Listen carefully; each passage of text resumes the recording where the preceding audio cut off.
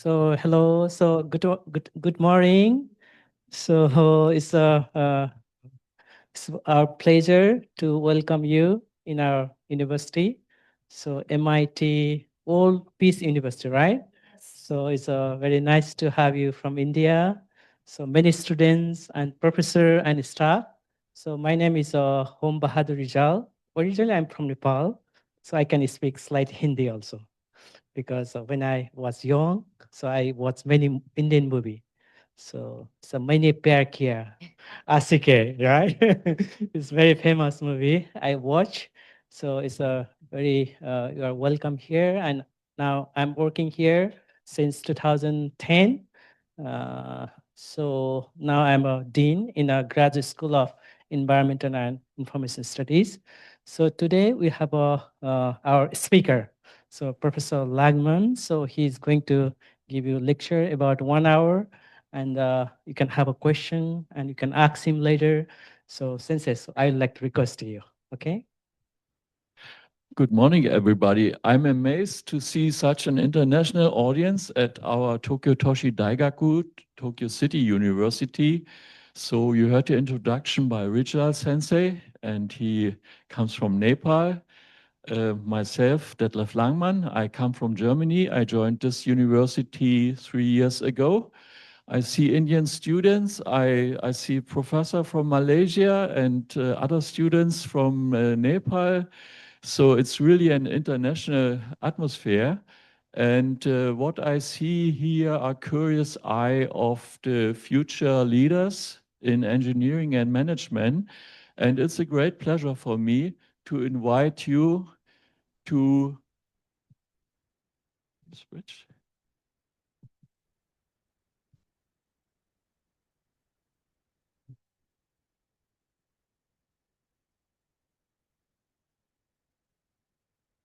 to the cognitive voyages of an engineer's mind. So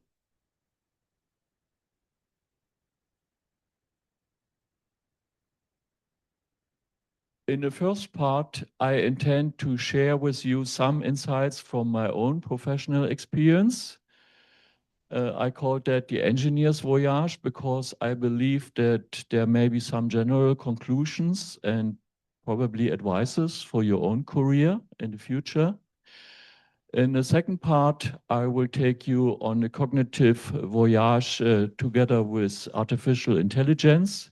And I intend to elaborate on ideas how we can optimally cooperate with artificial intelligence. Eventually, I come to a conclusion uh, by means of two German scientists. So the philosopher Immanuel Kant, he has a quite actual advice for us. And there's a second more emotional point from the German mathematician Friedrich Gauss about the joy of Eureka. So let's come to the first point, the engineer's voyage. Especially here, we have to look a little bit into the future. Imagine your career, if you go ahead, you find your first job, what will happen afterwards? What kind of future may you expect? And how can you steer through that future? What you may expect are actually technology disruptions, sorry. Technolo There's a short delay. Technology disruptions. And here it's a great pleasure for me. I have visited India in 2011 together with my wife. We made a large voyage. And we also visited the great city of Jaipur. Jaipur is a kind of dream of a city, I would say. It's like a fairy tale. Another interesting site in Jaipur, however, is this site you may be aware of. Here we see the Lagu Samrat Yantra. It was completed in 1728 to 38. The entire buildings. This is a smaller sundial located at the site, and it was able and still is able to provide a time. There are larger ones on the site, the biggest one in the world, I think, called Vrihat Samrat Yantra, and that is able to announce the time with an accuracy of 2 seconds. So what I want to say is,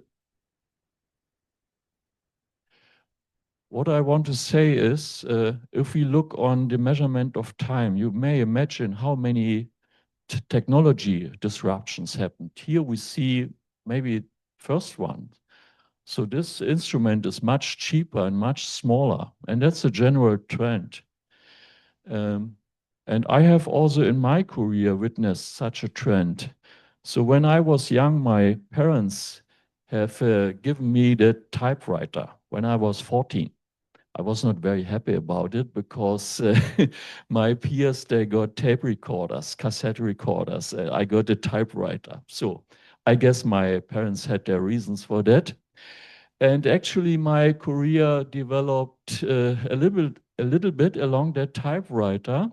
So I joined in the 1990s the Philips Research Lab in Germany, and was developing speech recognition from command and control, small speech recognition, to large vocabulary speech recognition. Here we see a product from the year 2000 called Free Speech. It's a large vocabulary dictation system. I was involved in the development. And again, here you see several stages of technology disruption. And this one is the last technology disruption I witnessed during my time with Philips. That's the Hello IC. So Hello IC is it's a second generation chip made by Philips. I was involved in the software development, especially in keyword spotting under adverse conditions. So we developed speech recognition in the car. And I'm very happy when I look back to see speech recognition in the car. If you control your navigation system so you can just talk, my wife does it. I'm amazed always when I see that and think back about these stages. Similarly, you can see it for storage. This one is a magnetic disk from the 1980s, I would say, and it comprises a capacity of about, what do you think? 1 gigabyte? 1 gigabyte? Yeah, that's very close. Actually, 2 gigabytes. Here we see an NAND flash memory in the shape of an SD card at 16 gigabytes, and you see the same trend, miniaturization and also cost. So these are important drivers for technology disruptions. And there's another example, this calculator. It doesn't feature LED yet. Actually, there are small tubes inside from the 1970s, I think. So, and the question for you and your career is, you see there are really very different technologies. Here we talk about an expert knowledge of magnetic drive storage. And suddenly we talk about semiconductors. And just imagine your future, those changes of paradigms as we have. I mean, here we haven't changed the paradigm. It's the same principle. You can manage that probably. But there are really deep disruptions, like from the typewriter to the PC. And the question is, how many technology disruptions will you sustain in your professional career as an engineer, a software developer or software architect, or as a designer? You have to think about it. I mean, realistically, the question is not whether you understand it. The question is whether you can master it. That's the difference. So, and there are some conclusions for your career. For that, I want to have you have a look on this schematics. So here we see the typical development of product innovation cycle. So on this axis, we can see the, let's say, composition of the driving market, the characteristics of that driving market, And here we see the revenue. In the beginning, we have a very small market penetration. And you have to understand who's driving that product cycle. We talk about different kinds of audiences or market players. So here we talk about innovators and nerds.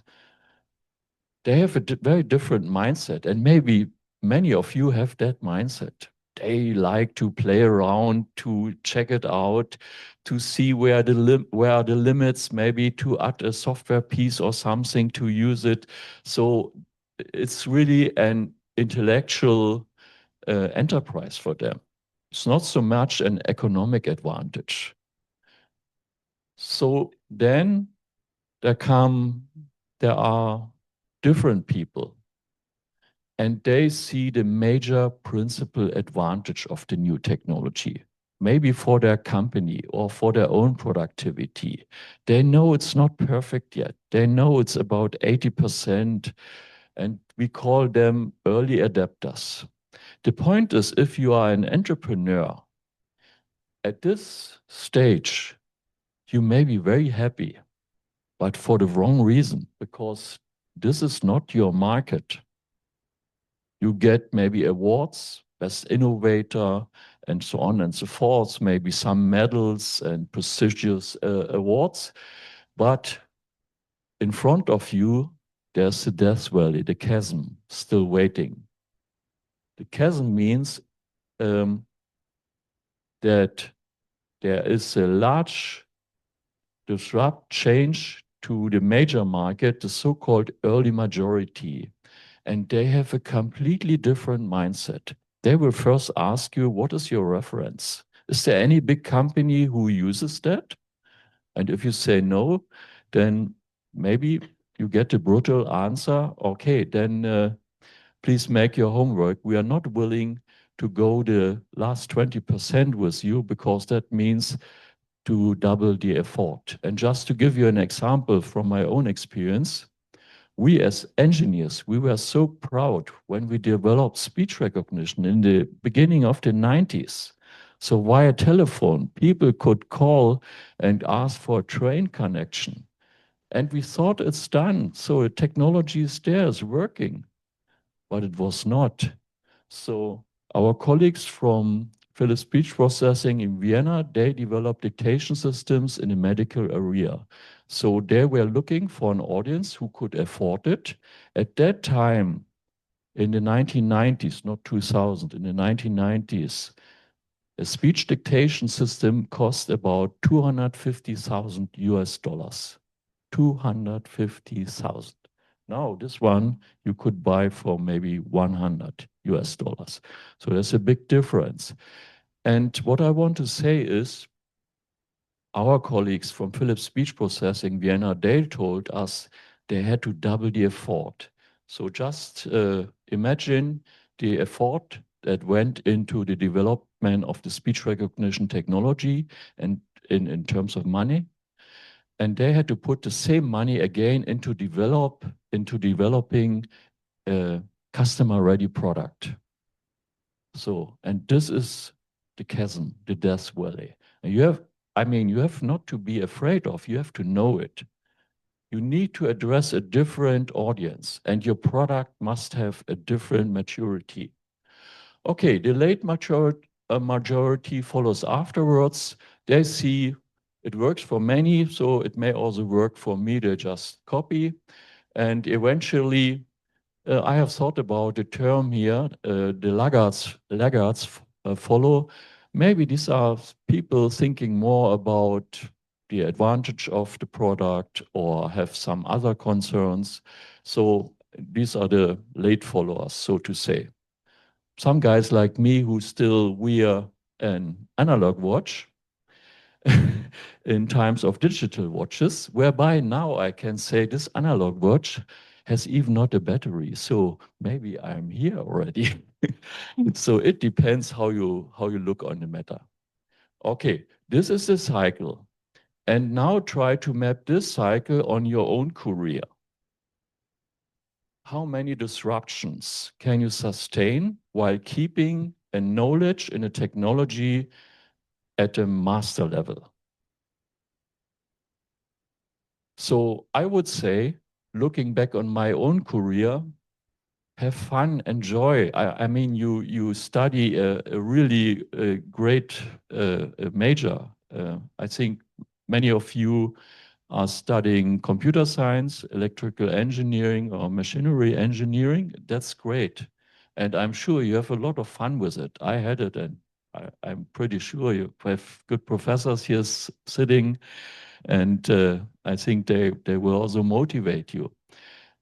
So my conclusion is have fun until 35 about, and then you should look for different career, because it seems you're very worthwhile, but that's only true in your own company.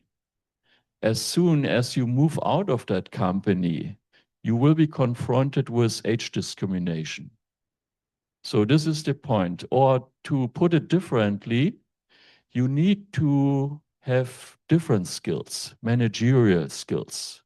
So I would say there are different pathways. You can look to marketing, or you can look to teaching maybe. For anybody of you who wants to make a doctor and become a professor afterwards, I would recommend at least to engage a couple of years in the industry, because only in the industry you get the real feeling what time means, how the pressure is in the industry, the pressure of deadlines. Those guys are driven. And if you haven't felt that, then you don't know about it. It's not enough to hear it from me or to read a book about. You have to feel it. So this is one point I want to say. So you must look on to a more qualitative level, more towards management or towards teaching or towards standardization. There are different pathways.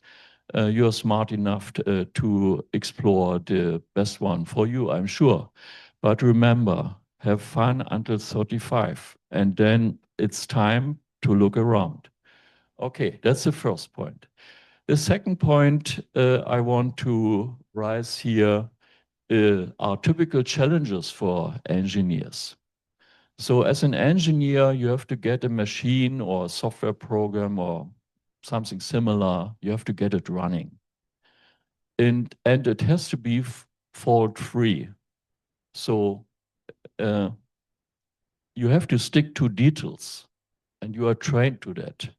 On the other hand, the point here is that for many engineers struggle for achieving the helicopter view, because they are so much in love for details, for all the nitty-gritties, that sometimes they don't see the tree in the forest.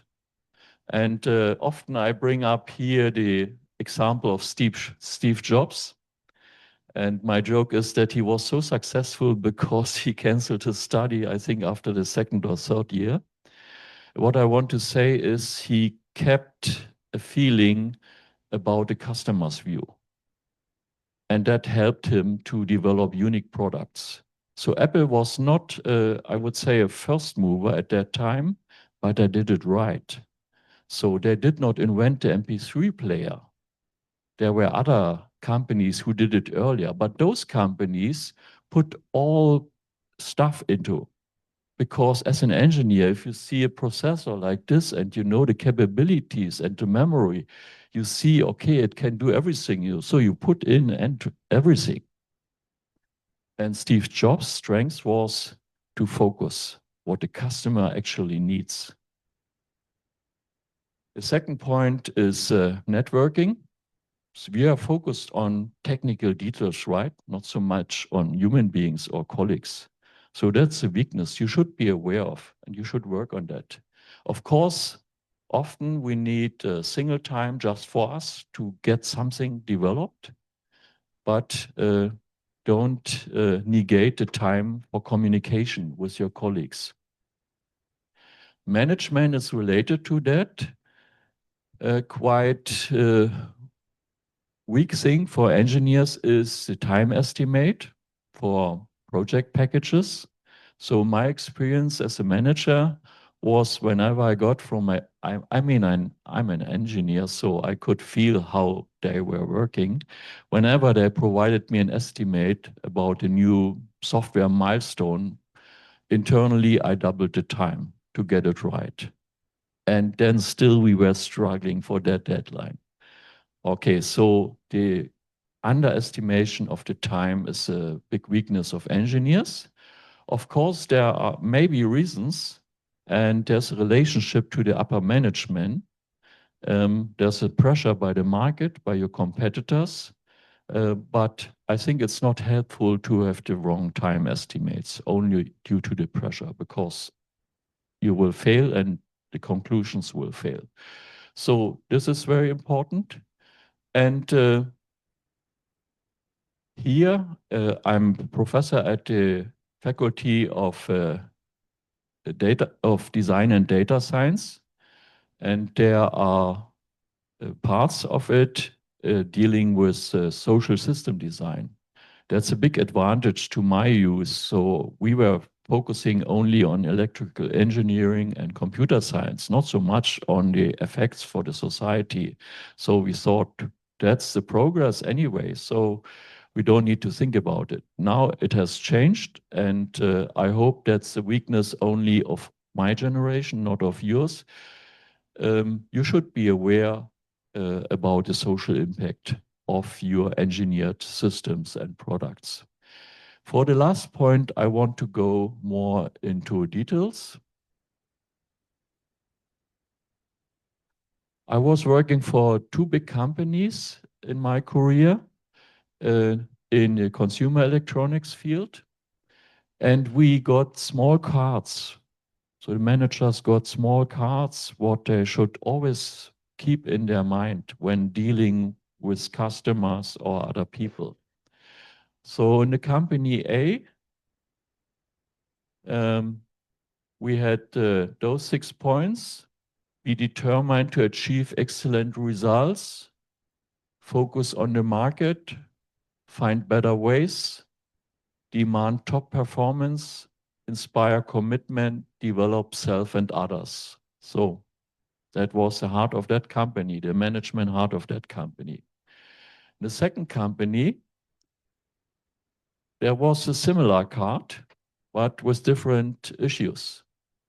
First, the contribution to society, fairness and honesty, cooperation and team spirit, untiring effort for improvement, courtesy and humility, adaptability and gratitude.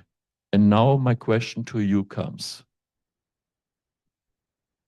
One company I was serving for was located in the West, in Europe, and the other company was located in the East, in Japan.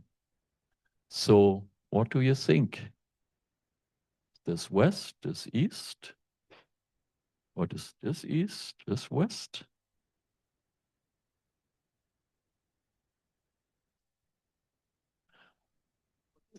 So please, if you think the left side belongs to the company in the East and the right side belongs to the company in the West, please raise your hand.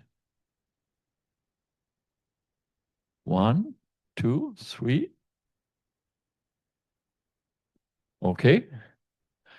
So very good. That's very similar to the last visitors from your university on Friday. Actually, it was this one. And most of you had the right feeling, and you had your reasons for sure. So the Western company, if you look on the green sentences here, is pretty much aimed at achieving excellency and inspiring the colleagues, self-development and the development of others, and then focus on the market, while the Eastern company focuses on the society. There's also this spirit of cooperation, the blue one here, in one point, and only one point for striving for excellency, this one. And then we have here other personal traits, especially, I think, in dealing also with customers and in the relationship with your colleagues. So, and this was my experience. This was one experience. When I joined Panasonic, that was my second big company, I thought, okay, it's the same industry, so I know the industry. I have to be aware of the cultural differences.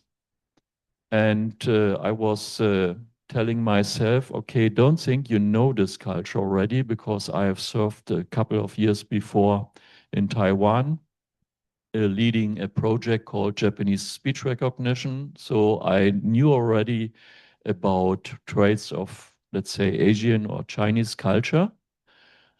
But I was expecting that the Japanese culture, there may be some nuances differently, and I wanted to take it seriously. And this was okay. The second point I completely underestimated is how differently can you organize a company in the same industry. So Philips was at that time organized in a horizontal way. So much outsourcing, industrial capacities in Vietnam and other countries. While Panasonic was vertically structured, to my big surprise. So if you buy a product from Panasonic, everything comes from Panasonic, from the smallest screw to the screen, everything. And I learned about the advantages and disadvantages of either approach. So I cannot say this one is better or this one. Panasonic is a first mover in this innovation cycle we were talking about. So it launches products first. It has the courage to launch products first.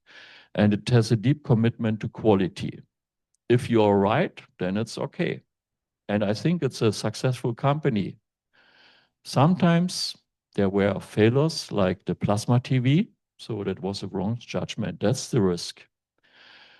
For Philips, this is a second mover company.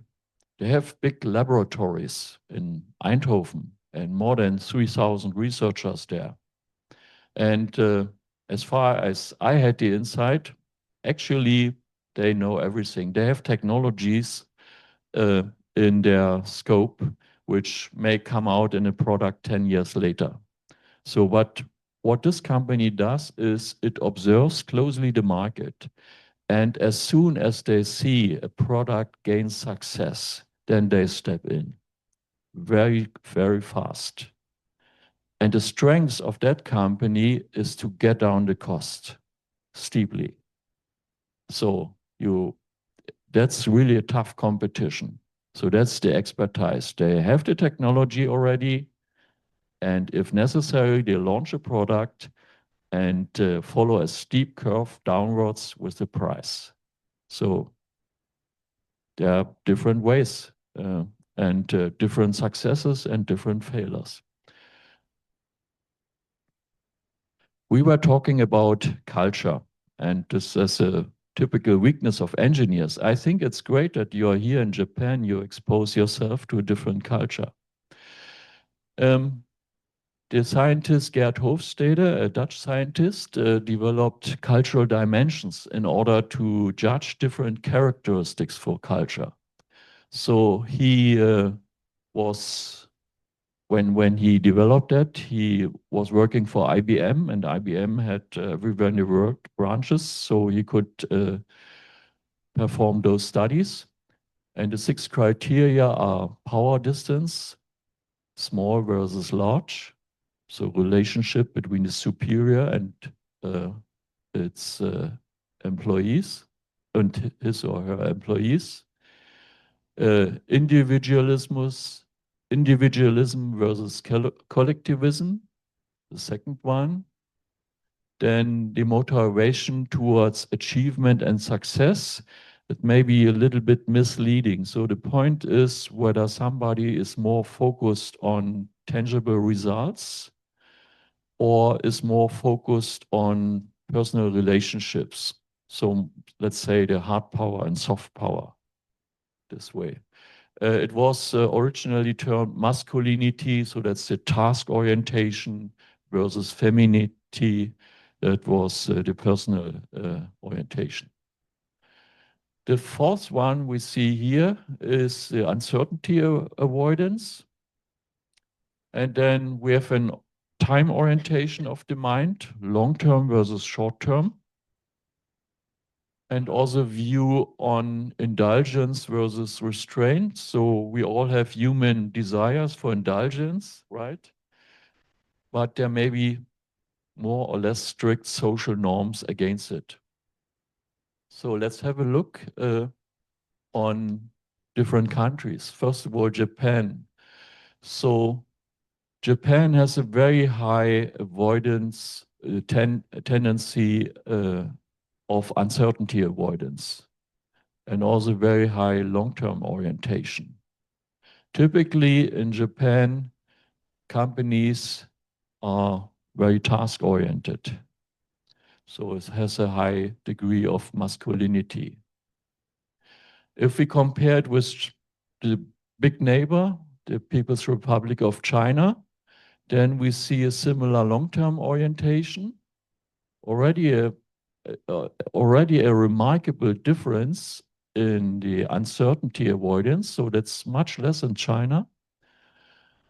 A little bit more relationship, or let's say more relationship oriented in China compared to Japan, but a large power distance in China compared to Japan. And of course, the individualism is much less than in Japan. But that may be not your interest. So how is it about India? I must say there are critics about that. And I believe they are justified. So those data are already a bit aged. So cultures change. That's one thing. The other thing, this study was focused on countries. And I remember we were traveling through India from Chennai to Kerala to the west. And then we went up to Rajasthan and also New Delhi. And I remember we were a few maybe 100 kilometers before New Delhi, and somehow our driver lost the track and was asking in the village for the right way. Then he came back and said he could not understand the farmer there. So he spoke a different language. And I know there are many different cultures in India. And for me, it's amazing how this country keeps together. So it's questionable to have such properties summarized for one country. It should be done for regions, but that's what we have right now. Whereby maybe some tendencies you will say, yes, there's a point, or others you say, okay, that's not true for me. Okay, for India. So first of all, the uncertainty avoidance is quite similar to China. Also, China is very different in all aspects, but I think probably it's correct from the tendency. So a much less degree of uncertainty avoidance, a far less long-term orientation. The degree of individualism is similar as we find it in Japan. And yeah, that looks like Indian people are working much harder. So they have not so many opportunities to pursue indulgence because of the societal norms and the entire environment. So you should be aware of that if you cooperate with other colleagues from other countries, not only from Japan, that sometimes they have a different mindset in terms of time orientation. A colleague of mine, I had a talk with her. She was working in Austria, a German colleague.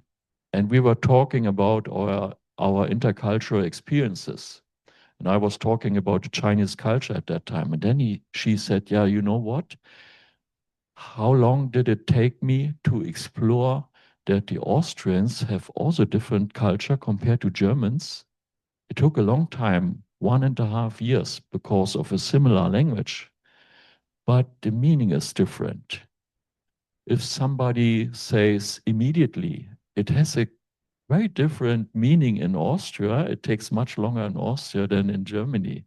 So, and first of all, she thought that's a strange colleague. He said he wants to provide it immediately, and I'm waiting already for a week. So, but it was not a strange colleague, it was a different culture. And this is why I think those diagrams may be quite helpful for you. You can check it out in the internet. Here we have the link to the data for many other countries. Now I want to take you to the cognitive voyage in relation to AI. So first of all, we go into the history, my favorite field, as you see. Jonathan Swift, a British-Irish author, he has published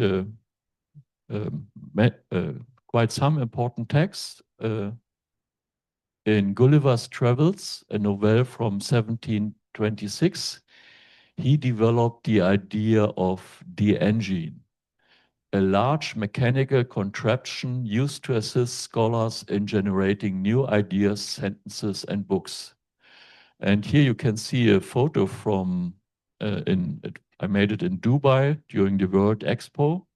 And you see their word connections. And his idea, Swift's idea, was you have a machine with handles that can rotate wooden blocks with inscribed words, so that you can basically arrange the words freely. So that was his idea, and I'm not sure. I found it later on. Maybe there's a relationship of the design of this pavilion, of the British pavilion, and his idea of the engine.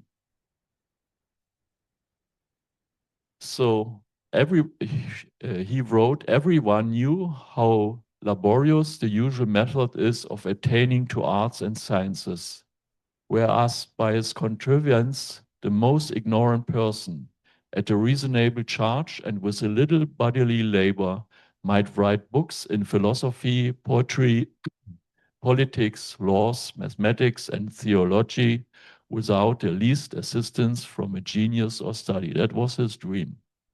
So actually, he anticipated about 300 years ago the concept of algorithmic text generation, or maybe even generative AI.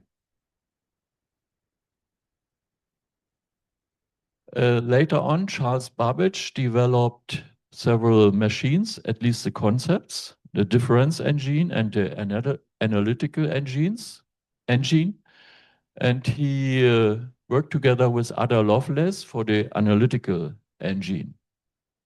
In 1837, he designed the analytical engine. You can see it in the background. It was a mechanical, steam-powered, punch card-based, programmable machine that already incorporated arithmetic logic, conditional branching, loops, and integrated memory. That's amazing, isn't it? But here I come back to the point that sometimes we as engineers are too much stuck into the nitty-gritties and we don't see the big picture. Ada Lovelace saw it. She wrote in her memoir, or she made a translation of a different text for the analytical engine. The translation, I think, was 3 or 4 times longer than the original text. And basically, she recognized the symbolic capacity of that engine, not only the numerical capacity. Charles Babbage used it for developing number tables, basically, and she saw the capacity for symbolic operations.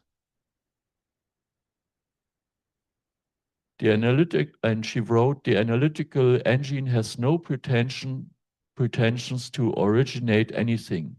It can do whatever we know how to order it to perform. She was dreaming about the composition of music. So as a symbolic operation, you have the notes, and you can compose music. So, but what she thought, I think, was a paradigm many people were still believing until, I don't know, 10, 15 years ago, that the software developer knows what the outcome of the engine is because he has programmed it. And few people, mostly at university, already knew, okay, if this is a machine that is able to learn, so machine learning, then it can achieve far more than the engineer might have expected. And her viewpoint on whether a machine can think was only when computers originate things should they be believed to have minds. Alan Turing took up this question again in the 1950s, 200 years later. Can machines think? The imitation game. So he replaced basically that question by a problem description.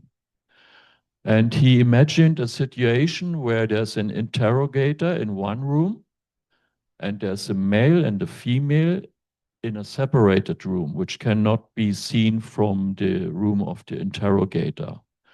So a person A and a person B, a male and a female, and the interrogator communicates with those persons by a typewriter, because there's no personality in it by writing style, and shall find out whether the person X or Y, he does not know A and B and the gender, only X and Y, whether the person X and Y is male or female. So that's the fundamental situation.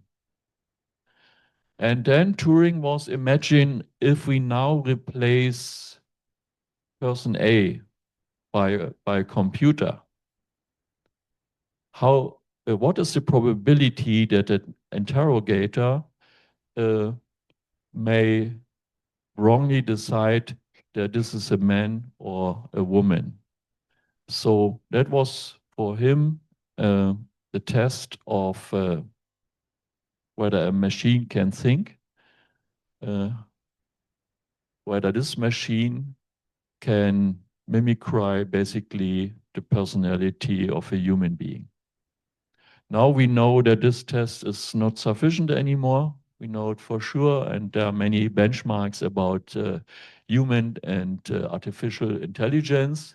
This term was coined in 1955, so 70 years ago. So it took a long time for developing. And we saw some chasms for artificial intelligence. For myself, I know when we were developing speech recognition, it was based on hidden Markov modeling. We called it hidden Markov modeling. And during that time, in the beginning of the 2000, if somebody came along, especially in the industry, saying, I want to do that with neural networks, that sounded so esoteric. So, I mean, you could do that at a university, but not in the industry. And what I want to say is, if you develop something and you believe in it, stick to that. Be open for critics, think about it. But majority does not mean the truth. So the neural network developers and scientists, they were clearly the minority. And some scientists and professors were smiling about them, but they won. And I think that's a great teaching for you. If you develop a system, a new method, a new theory, I mean, you should not be ignorant for sure. You should take into account the criticisms of your colleagues and of the international world seriously. to develop your idea further.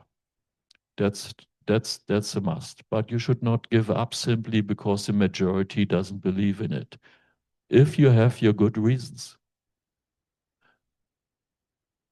So then there was a breakthrough paper, Attention is All You Need, in 2017. I think there was another paper before, but this was, I think that can be regarded as a breakthrough paper for generative artificial intelligence.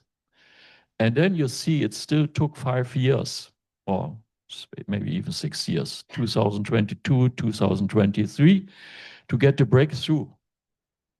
And probably those guys thought, wow, that's working. That's really great. So you see this path, and you must be prepared, especially if you want to become an entrepreneur. So let's have a brief look on an AI system. I think it's not necessary for you to explain. I prefer the definition of OECD compared to ISO. I think it reflects more the complexity of the system. It is a machine-based system that, for explicit or implicit objectives, infers from the input it receives, the prompts, how to generate outputs such as predictions, contents, recommendations, or decisions that can influence physical or virtual environments. So I think you know the dominating technology is transformer architecture. So we have this stage of pre-training and fine-tuning, usually done by the big guys of generative AI, like uh, uh, OpenAI or Google or Microsoft or others.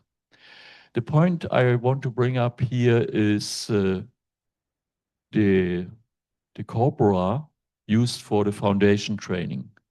So you are probably aware of that most of the data sets cover the English language. So there is, for example, a big open source corpus called Common Crawl, and it contains about 46% English sentences and only 6% for each, the German, the Russian, the Japanese, the French, Spanish, and the Chinese language. So of course that includes a certain fundamental bias. And the fundamental bias is not just the language, it's the underlying culture. That means what we encode here in a probabilistic manner is the viewpoint of English writing people. Not necessarily English people, but everybody who is able to publish English papers or English texts in general. So there's a certain dominating underlying culture. This is a fundamental bias. And that may be a challenge for you, for India and other countries, to develop their own foundation models with your culture and your language. So still we have to face that the pre-training requires huge computing resources in terms of GPU memory and also energy. The fine-tuning is often done for the instruction models by the big companies, but you can also do it locally. For the application, the inferencing is the important part. So in a system prompt, you can describe the role and the way of working. And you have parameters you can control, especially if you deploy local large language models. So you can quantize large language models from 32 bits, let's say, up to 4 bits. It's also, less bits are also possible, but there's a drop in performance. So on my computer, I run open weight large language or small language models, so to say, up to maybe 14 billion parameters and 8 bits.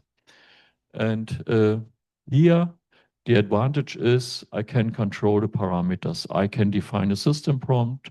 I can define how many candidates for the token output are taken into account by their order or by certain probability thresholds.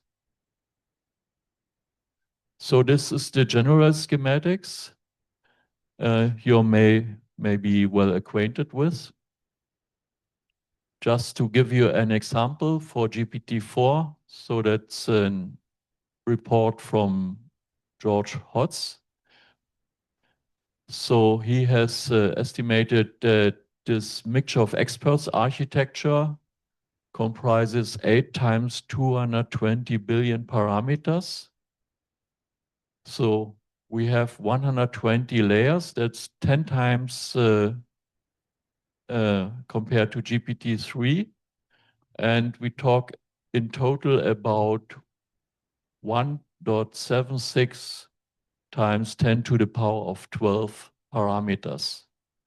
And this network was trained on 13 times 10 to the power of 12 tokens. So we see about 10 observations per parameter. That's not much.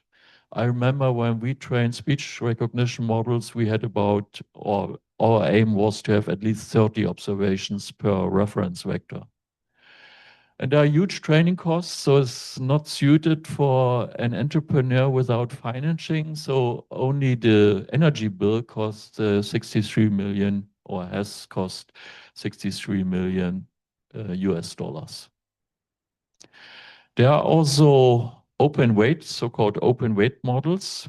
I think, as according to my knowledge, there's only one open source model, which also discloses the training corpora. We talk about open weight models if the weights are downloadable and usable on your computer, but we still don't know which training corpora were involved, like for Llama from the Facebook company. So recently, OpenAI has also published open weight models, and here we see 2 examples. GPT OSS with 120 billion parameters and a smaller version with 20 billion parameters. I have downloaded the quantized version on my computer, and I must say it's amazing. It's very good, and compared to DeepSeek, it's much faster. So a good step. So they came out late, but really in a competitive manner. So here, this graphics, I want to show you just to remember you on this chasm. So just imagine what you can see here is the performance in terms of MMLU benchmarking. So that's a knowledge test. So maximum is 100%.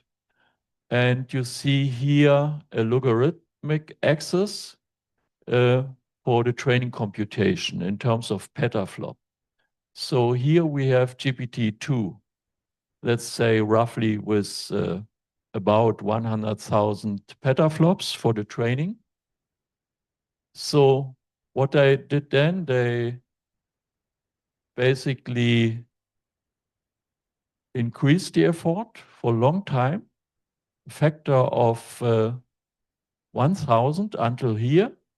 And I must say, if I had been a manager in a company and my team members had increased the effort and, let's say, the financial cost by a factor of 1,000, and I still have not seen a big improvement in performance, I'm not sure whether I had not canceled this project.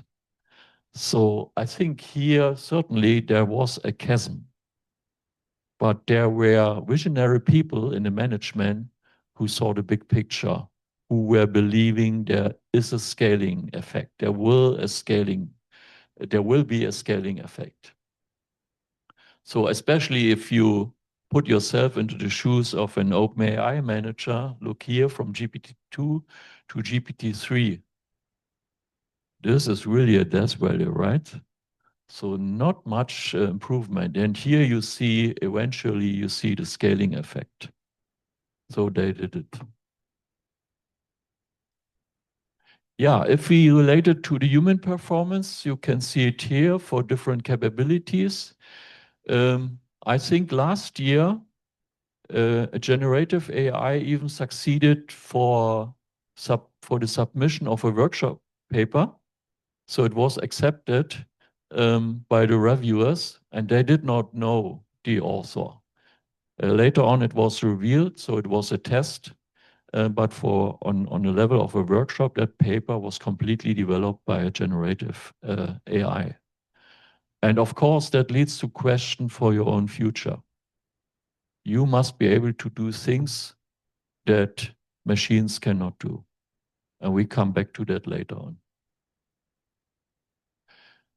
So what I want to show here is basically the relationship between closed source models and open weight models in terms of performance. So this is an artificial analysis intelligence index and several benchmarkings mentioned here are performed for that. So I did it a couple of days ago. So the best one, according to that index, I mean, that's basically an integrated measure of several benchmarkings, is GPT 5.2.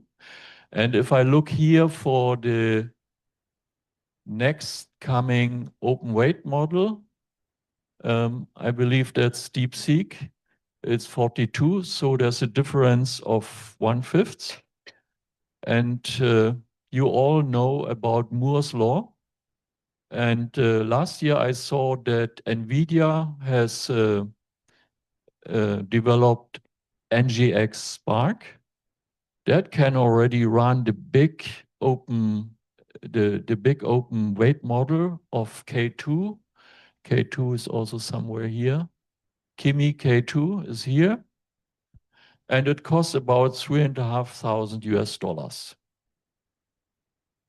And before, remember, I told you such a dictation system for medical reports. In the beginning, it cost $250,000 US. So what I want to say, we will see the breakthrough that everybody may have such a system locally on his or her computer. And this is why I want to encourage you to look into open weight models now. It's still not matured, and there's still a large gap of maybe 1/5. But you will have the chance to invest your cognitive capacity in order to improve that. And there are several good reasons for doing that. So you can repeat your scientific experiments. You can control the parameters, including the system prompt. You keep your privacy. And last week I read that OpenAI is going to put advertisements into the output in order to gain some more money. So it's distraction free. And I think this is the right audience to address such challenges. So I would like to encourage you to deal with open weight models on your computer or your next computer. Of course, there is a wide range of models you can choose. And in the chatbot arena, LLM leaderboard, you can daily see this race of large language models for both, for closed models and also open weight models. And we have this integrated view, and we have also single benchmarks. So here actually you can look, if you look for coding, for vibe coding, then you would rather look into this ranking. If you want to do math, we have here ranking, or creative writing, we have other rankings. So now let's come back to the general situation. Let's take the helicopter view. Imagine you got a job in a company. Some of you, maybe company A, B, C, D. And of course, you have your context where you work. It's not only the company. And you want to develop a new product or a new service. And all of those developers, they consult these online engines, the leading providers. I have not mentioned here Microsoft, but it's a limited set of dominating providers. So the question is, how can you differentiate from the others? If the engineers from the competing companies consult the same engines, and you just delegate your question to the engine, I guess you have a low probability that you develop a competitive product. In order to work together with AI, you have to know certain capabilities and constraints. And there was a paper published here in 2019, unmasking clever Hans predictions and assessing what machine really learn. And the author made a point about this horse, a so-called calculating horse that happened in Germany in 1904. And the owner, Mr. von Osten, he has trained this horse. This horse apparently could solve mathematical equations like 2 times 5 or 1 plus 2 or 10 plus 12. And you may ask how the horse signaled what the result is. So it took its hoof and touched the surface according to the times as a result of the equation. So for example, 2 plus 3, it touched 5 times the surface. And everybody was amazed in Berlin. There was a craze, the calculating horse. And that raised the curiosity of researchers and journalists, and they wanted to find it out. And Mr. Austin did not cheat. He was really believing the horse could calculate. But the point was, they found out later on that the horse was not actually trained on the equations, it was trained on the face of the owner.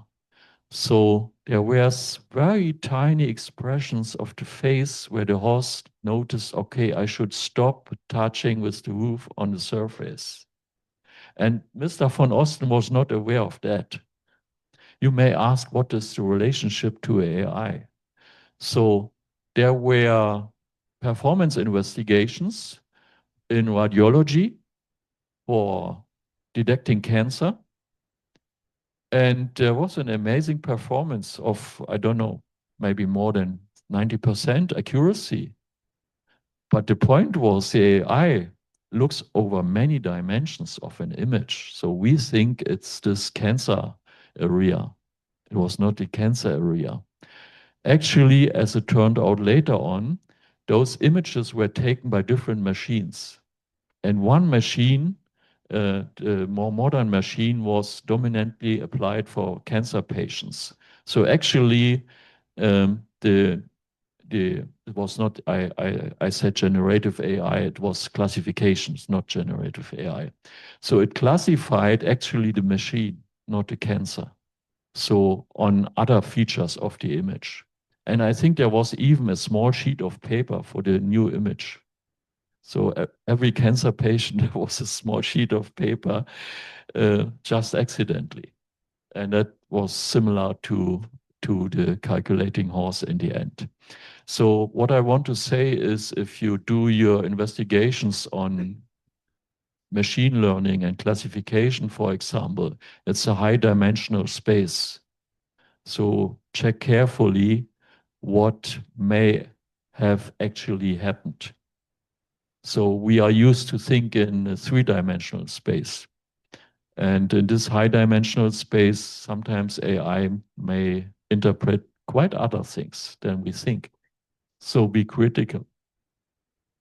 The second point I want to show here, you don't read often, and I think it's very important. There was this so-called kitten carousel experiment in 1963. And you find some more information about the reference principle. And I think you cannot do, or researchers cannot repeat that experiment because of ethical reasons nowadays. At that time, it was possible. So what the researchers did, they built up this construction. They took two cats in the age of 18 to 12 weeks. And one cat here is the active cat, so it can run freely. It can also turn around and run the other way around. And the other cat is here in this gondola and has its paws within the gondola, can only passive see what happens, not actively. And it cannot see its paws. So there's a mechanism. If this cat turns around, also this gondola turns around. So, and they walk here for some time. Okay. And the questions the researchers investigated afterwards were three. So either kitten was held by the experimenter on the edge of a table and was observing, does the cat extend its paws to make contact with the surface? So he or she kept the cat here, and the question was whether it touched with the paws the surface, because it could see actually the ground and the potential danger. The second experiment was the avoidance of a visual cliff. The kitten were placed on a central bridge and they could walk to the shallow or to the deep side. And the third test was the cat was confronted with a quickly approaching hand, and the researchers were looking whether the eye was blinking or not. And I think you guessed it already. So the passive cat has not acquired any judgment of the special depth, although she also was exposed to the environment. So it was not placing the paws on the ground, just looking, and her eyes were not blinking because she was unfamiliar with the actual environment and the paradigm. What is the actual meaning for me, for my life? So it turned out that the self-driven movement with its concurrent visual feedback is essential for visuospatial discrimination. And now think about AI. So AI learns basically human-created knowledge in terms of text, in terms of images or whatsoever, but has no relationship to its true meaning. And there was a fatal accident for ChatGPT when a young man was asking how he could take his life. You may have heard about this. It's now in the court in New York. And there was a free talk, and he was asking how he could make a strong rope to take his life, and whether he should put that rope in the toilet to raise the attention of his mother. And ChatGPT acknowledged that it's a good idea, but was freely talking about how to take his life. And in the end, he took his life. So that's the reference principle. ChatGPT had no clue what the actual meaning of it is. It is a probabilistic driven, by a probabilistic database driven outcome of a sequence of tokens. Nothing else so far. That picture may change as soon generative AI acquires autonomy, like in a robot, and the ability to manipulate its environment. So then it may make its own experiments. And I would say, as an engineer, you should think carefully about the conclusions out of that, about the impact of the society.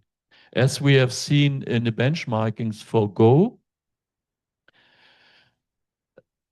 so you know there was a time when when AI for the first time has beaten the chess world champion.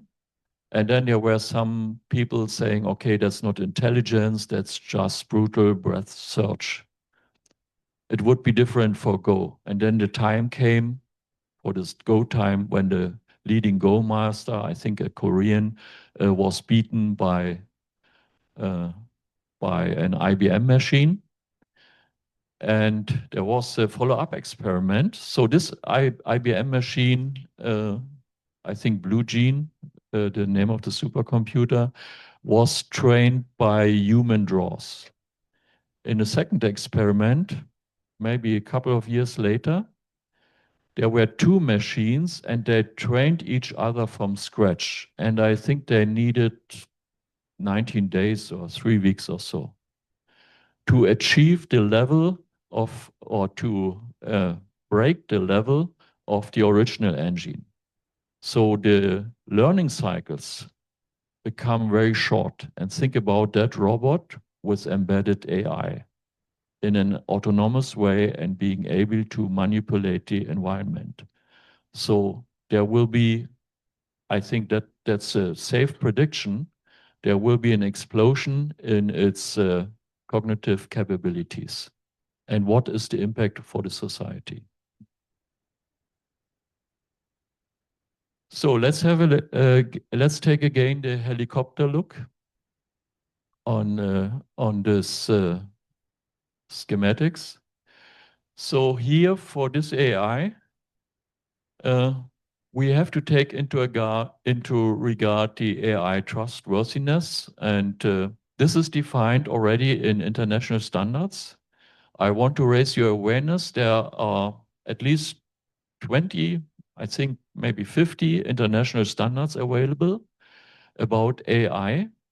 And for your social responsibility, you should become aware of that. So how to test AI, how to do risk management for generative AI, and also the definition of AI trustworthiness uh, is uh, is being is un, is there are standards who included, and this is a field under development, also by big organizations like IEEE and also ISO. So this is necessary to develop in terms how to run such tests for reliability, for robustness, transparency, bias, fairness, and so on, so that you choose the right one. Right now, if you look on the risk management, they have very bad scores, the online AIs. The second thing you should think about is what I call the cognitive assemblage. So this techno-symbiotic discourse with the computer. So you should be aware about your use case, your user scenario. What you should also be aware is about a certain gap, a cognitive gap to the computer. So the best, I mean, the most promising way is to communicate in English with generative AI, because you know it's dominated by English text resources, for example. But your own language is different. My language is different. And you may narrow your scope when you use English, for example. So there's a language disparity. So there are some conclusions out of it. How should you think, as long as you feel that you get narrowed by this language of communication? And the other thing companies are working on it is workflow on agents. We have this MCP that's also open source, is available, so you can configure AI agents in your workflow to get it more productive. So originally I wanted to talk about human fallacies, but I see again the time is running out. So I only want to summarize it here. I had some experiments, but we don't have the time to execute it in this event here. So first, it is important, as I mentioned it before, majority does not mean truth. And coherence also does not mean truth. So you get nicely produced sentences. It's really amazing how fluently generative AI answers, even with the biggest nonsense. I had some examples, but you may have already your own examples. Okay, also correlation and likelihood, we have spoken about it, that does not necessarily mean truth. You should keep your awareness about that.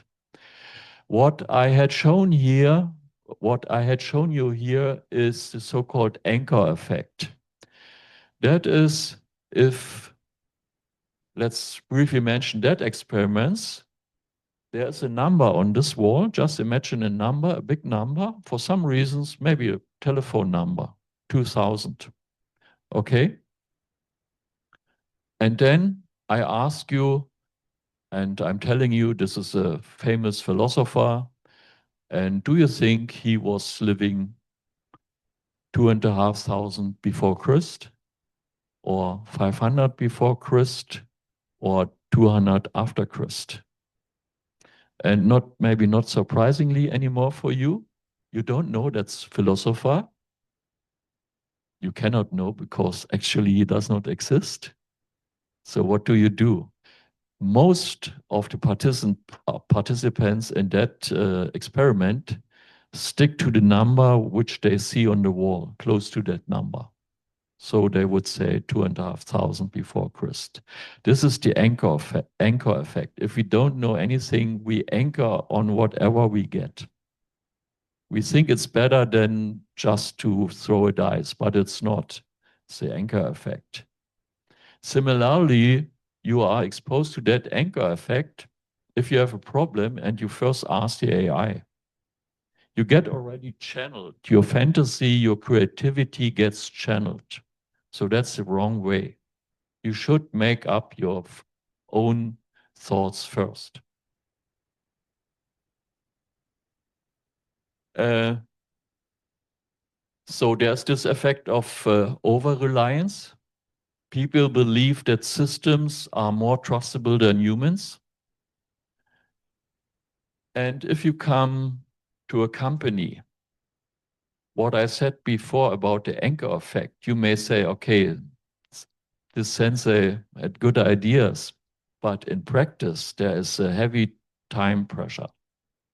So I don't have any choice. I have just to use AI because the deadline is tomorrow. Okay, and you see, wow, it worked wonderfully. So, and the next few times you, sorry, you do the same. But the consequence is that you don't train your mind and your capabilities go down. And maybe the next time you have sufficient time, but you think it takes so much energy. It's so exhausting. I get tired. So why not using AI? So this is what we call de-skilling. And that's a dangerous path. And if you see that in your company, that you have this heavy time pressure, you should have the courage to make the management aware what happens actually in this situation where several developers develop their ideas with similar AIs so that they provide you more time. Because in the end, the company must succeed. So that's a common interest. And that needs your courage and strength. So let me skip those slides and come to some advices or one advice of maybe this one before. So the question is, how can you differentiate? Okay, I already mentioned have your local AI, that's possible, and start to work on it now. Of course, you have to have the AI literacy, dexterity. Keep your curiosity, your own genuine curiosity. That's very important. Your creativity. Put your creativity first. Of course, you can consult AI later on to review it or to add other ideas. And then you make a selection. That's a fundamentally different situation. And most importantly, keep your critical thinking. These are the differentiators amongst the companies and your competing colleagues.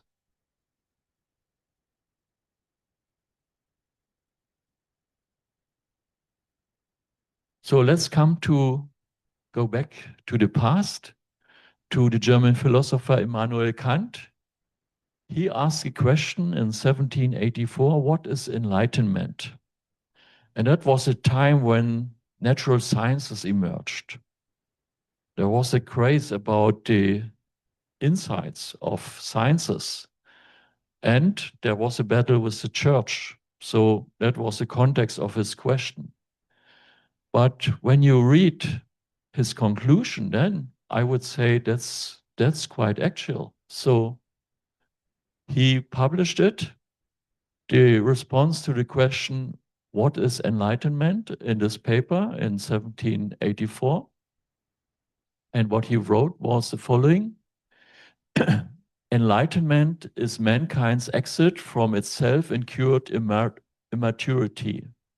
Immaturity is the inability to make use of one's own understanding without the guidance of another. Sapere aude, that's Latin. It means, briefly put, have the courage to be wise. Have the courage to use your own understanding. And I think there's a deep insight here. Sometimes it needs really courage. If you are a member of a minority to the majority, the HMM guys, well established, to the neural network guys, a minority. You need courage.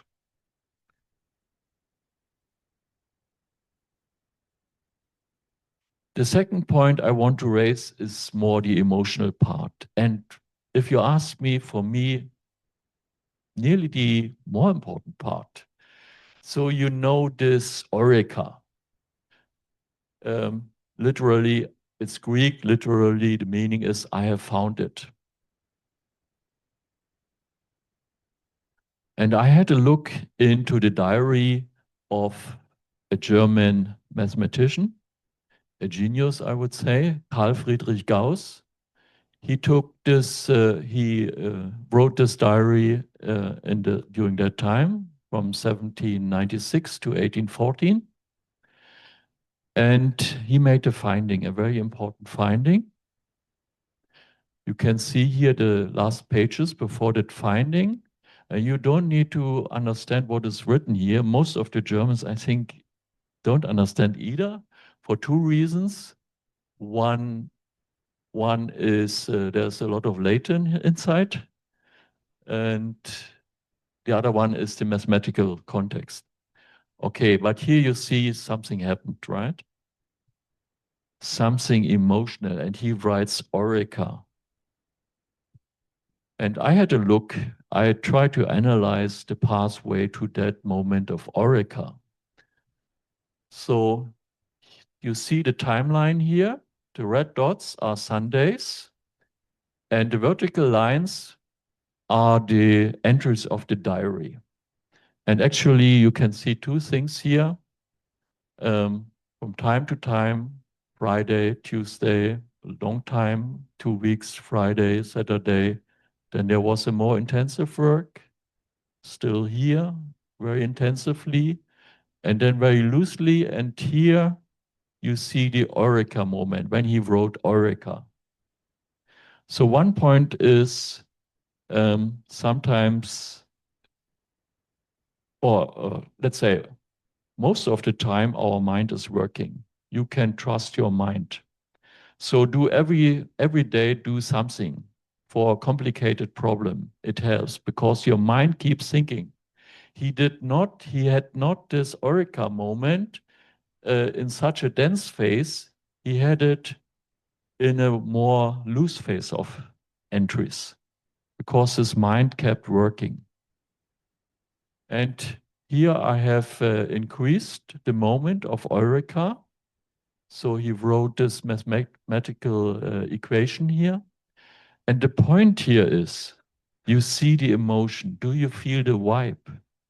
He did not just write Eureka. There are two stars in front of it.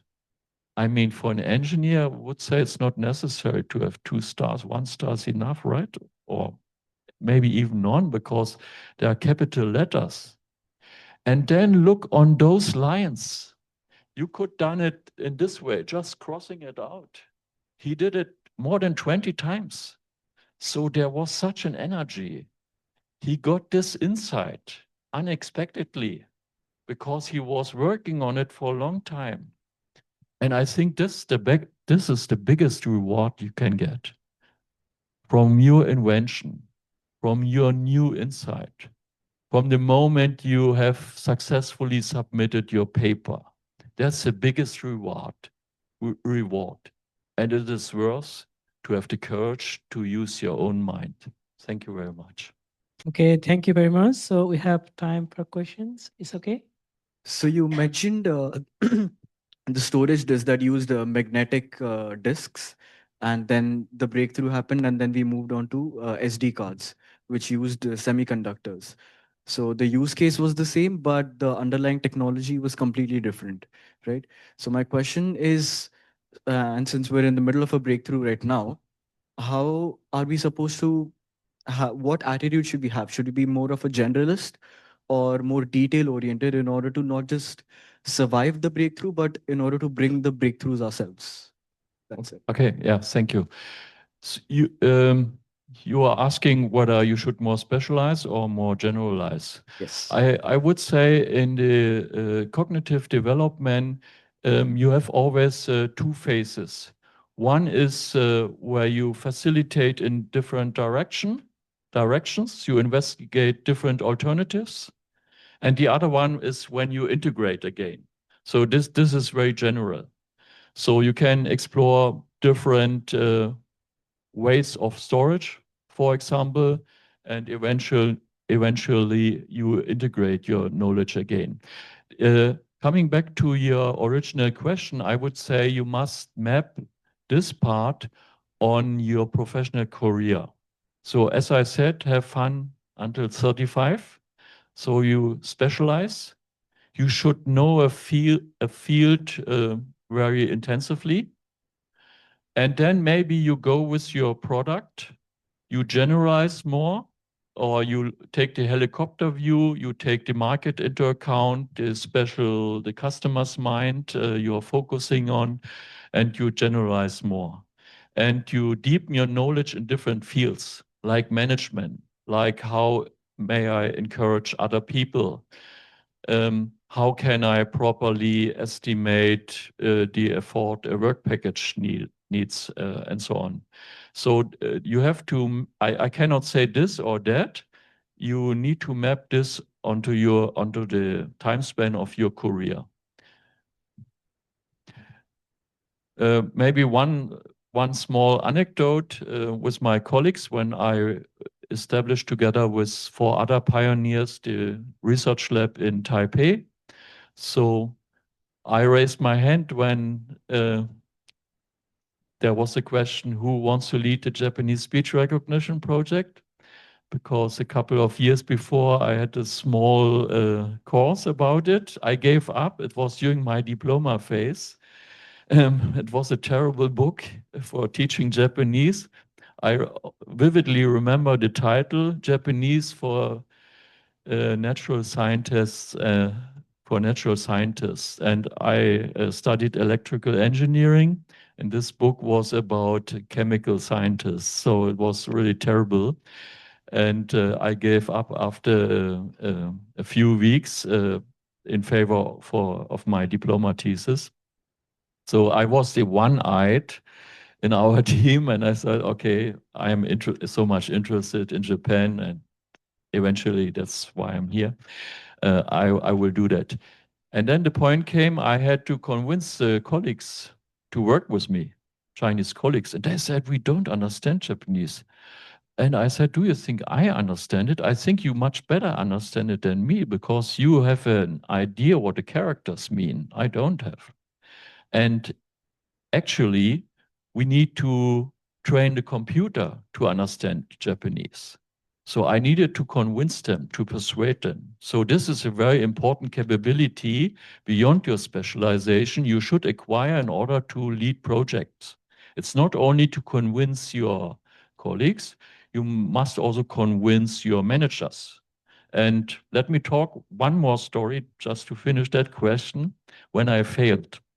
So in 2001, about when I came back to Hamburg to Philips Semiconductors. I joined Philips Semiconductors. We were working on this chip, and I was a program manager for human interface technologies. Actually, we were working also together with Indian colleagues from Bangalore.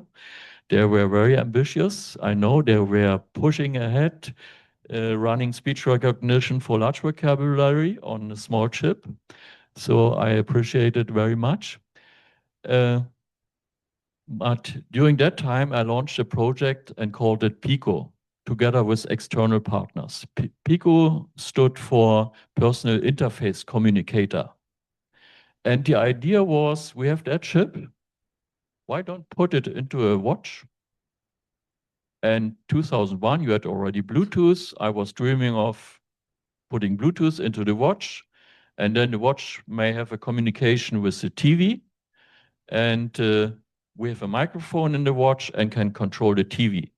Because at that time we run experiments how to control a TV with your voice. And the problem is you have a large distance and the word error rate was too high because of the noise around. So I was thinking about bringing the noise close to the mouth of the user. And yeah, it was a great project, but eventually I could not convince the board of my company. And okay, I failed. And the mistake I made, I think I should have moved, I should have left the company to go to other companies. I mean, now we know who does produce smartwatches.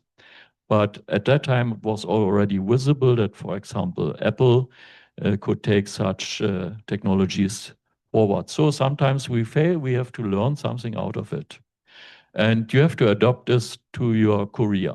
But what you have to keep in your mind is the value you may have acquired in your company is not necessarily the same value as for outside companies. They look to a large amount on your age, especially for engineers. So you increased your salary, okay? And then there are new master students or with doctoral degree, they come freshly from the university. And sometimes my joke was, you cannot make so many mistakes as a young employee than your salary is already, because you have a matured salary and they have fresh knowledge. So you compete against them. And you have to be aware of that the expectation is that you develop different capabilities, especially in dealing with your colleagues, in, let's say, management, in having a detailed awareness of market requirements, those things. You should think about it. See the development of your wage, see the entry level of the wages of people who know the new technology, and you are here maybe. Okay, so you have to acquire more capabilities. So life is a lifelong experience of learning. I'm pleased to thanks everybody like your Dean sir and Professor for providing us this opportunity to talk to you, to learn something from you. And it was really a great session. He has started with Alan Turing, then John McCarthy, who coined the word AI. Okay, from there AI got started. And after that, again we come to LLM, large language model, then small language model. Then he has explained us all like performance evaluation of GPT-2, GPT-3, GPT-4, and we learn a lot. We know that, but behind the concept you explained, that was really, we know the things, students are, they are final year students, they also know the things, but the behind the scene which we got to know today, that we started with our history, that was the great. And I hope everybody has enjoyed a lot this learning. And thank you very much, sir. Hi, good afternoon. On behalf of all the students of MIT, and we sincerely thank Professor Langmann as well as Professor Hom Bahadur Rijal for this absolutely amazing session. And I think when we started the session, the topic was really interesting. It was cognitive breakthroughs and how many breakthroughs can we survive as a generation. And I think that topic was really captivating to a lot of students. And on behalf of all the faculties and MIT World Peace University, as well as Wheel of Innovation for organizing this session, I would like to thank and extend my gratitude to all the faculties as well as my college. And as a student coming from India to Japan, learning cultural values, we would like to bow down to you in like the most respectful way. So I think everyone would like to bow down once, if it's possible, to show the respect, and I think that would be helpful. Okay, thank you. Thank you so much, sir. It was an you. absolutely amazing session.